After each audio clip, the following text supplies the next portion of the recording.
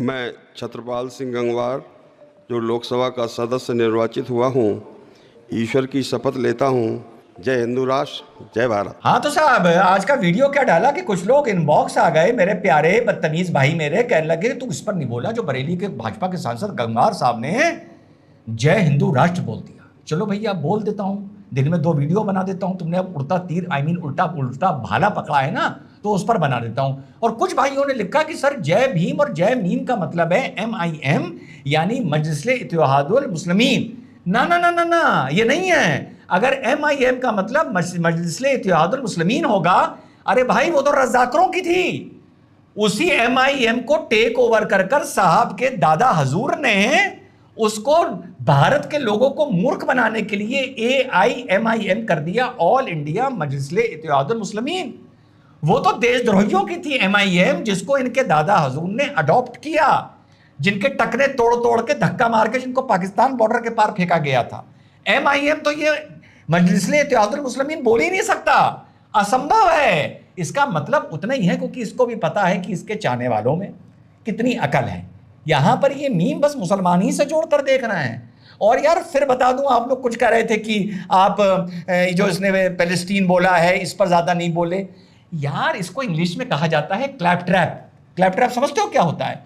Clap trap एक तरीका होता है कुछ ऐसी बात करना कि लोग आपकी तरफ देखने लगे, लोग आपको सुनने लगे, ठीक है? इससे ज्यादा ये कुछ नहीं है, इसका कोई ऐसा इंटेंशन नहीं है। देखो यार, हम मुसलमान भाई राजनीतिक दृष्टि से बिल्कुल यतीम हो चुके हैं, यतीम।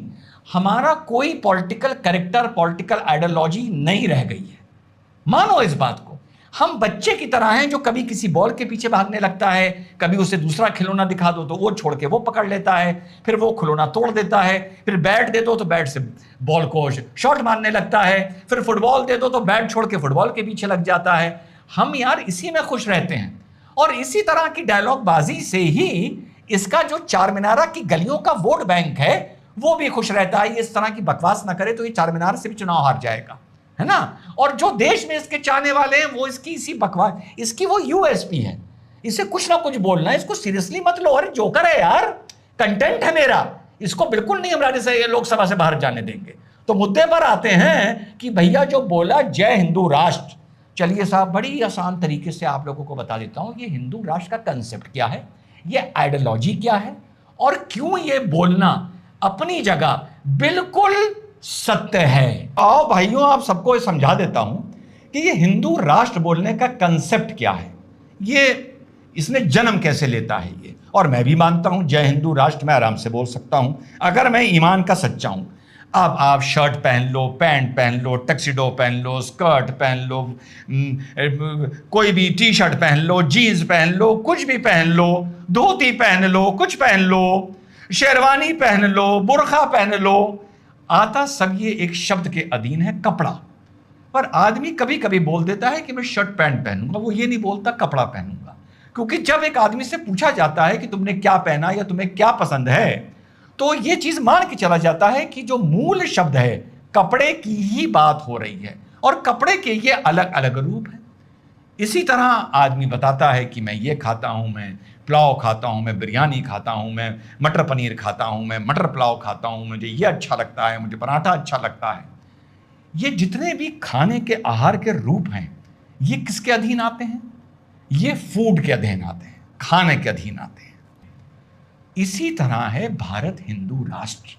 हिंदू राष्ट्र भारत का मूल भाव है, मूल।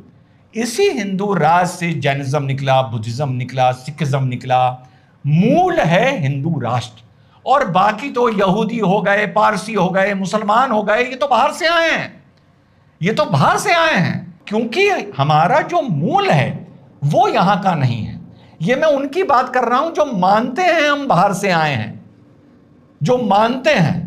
और जो नहीं मानते हम बाहर से आए हैं, हम यहीं के थे, लेकिन हमने इस्लाम का पैगाम, इस्लाम की तलवार, इस्लाम की सोच, जो भी मान लो, जिसी चीज से इंप्रेस हो गए या किसी चीज से फट के अपनी फटी में किसी लाभ के लिए, किसी ज्ञान के लिए, किसी भी चीज के लिए हमने इस्लाम को अपनाया, तो उनका भी मूल हिंदू राष्ट्र होगा। और जो बाहर से आया वो तो यार किराएदार हो गया, या आक्रांता हो गया या मेहमान हो गया, चाहे वो जितने दिन रह ले। रेंट कंट्रोल के मकानों में चाहे तुम 200 साल रह लो, कहलाते तुम किराएदारी हो। तो ये मुसलमान तय कर ले कि वो बाहर से आया है या यहां का है। बाहर से आया है तब भी हिंदू राष्ट्र के अधीन आएगा, सनातन राष्ट्र के अधीन आएगा, और यहां का है और कन्वर्ट हो गया, चलिए कोई बात नहीं, मैं उसके डिटेल में नहीं जाता, वो भी हिंदू राष्ट्र के अधीन आएगा। सिख भी हिंदू राष्ट्र और सनातन राष्ट्र के अधीन आएंगे, बुद्धिज्म भी इसी के अधीन आएंगे, जैन भी इसके अधीन आएंगे। भारत एक हिंदू राष्ट्र था, है और रहेगा मूल भाव से। अब आप वैसे ही हरकतें करते हैं कि पेड़ कहे मुझे प्रकृति के नाम से प्रॉब्लम है, कमीज कहे कि मुझे पोशाक नाम से प्रॉब्लम है, कानून कहे कि मुझे संविधान नाम से प्रॉब्लम है। बिल्कुल आसान भाषा में आप लोग को बता दिया। ये जब कहेंगे तो बेवकूफी लगेगी ना। तो हिंदू राष्ट्र सनातन धर्म किसी पर नहीं थोपा जाएगा, ना सिख पे थोपा जाएगा, ना यहूदी पे थोपा जाएगा, ना पारसी पे थोपा जाएगा, ना बाहर से आने वाले आक्रांता मेहमान या जो तिजारत के लिए आए, बिजनेस के लिए आए, यहाँ पर टिक गए क्योंकि ये जगह उनको अच्छी लगी, अपनी जगह से भाग के आए, वहाँ कोई भविष्य नहीं था, चाहे वो मिडिल ईस्ट से आए, चाहे वो सेंट्रल एशिया से आए, चाहे वो यहाँ के लोग कन्वर्ट हो गए पैगाम से, डर के, सूफी से, तलवार से, अपने किसी फायदे के लिए, बहती गंगा में हाथ धोने के लिए, हुकूमत के करीब रहने के लिए, जैसे कोई आदमी ये पॉलिटिकल पार्टी छोड़ के वो पॉलिटिकल पार्टी ज्वाइन कर लेता है, ठीक है। लेकिन हम सब हैं हिंदू राष्ट्र के अंदर, हम पर कोई नहीं थोपेगा हिंदू राष्ट्र का सोच।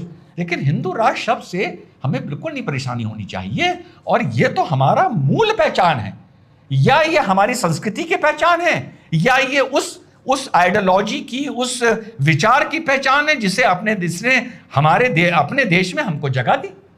तो हिंदू राष्ट्र इस देश का प्रतीक है, इसका अस्तित्व है, इसकी पहचान है। भारत में हर आदमी के रहने वाले की मूल पहचान है हिंदू राष्ट्र। उसके अलावा अपना अपना मजहब, अपनी अपनी मानता, शान से जियो, किसी से ना डरो, तुम्हारे ऊपर कोई बात नहीं थोपी जाएगी। लेकिन हिंदू राष्ट्र शब्द से का विरोध करने का तुम्हारी इतनी औकात नहीं है कि तुम विरोध करो, और तुम्हारी इतनी हैसियत नहीं है कि तुम विरोध करो।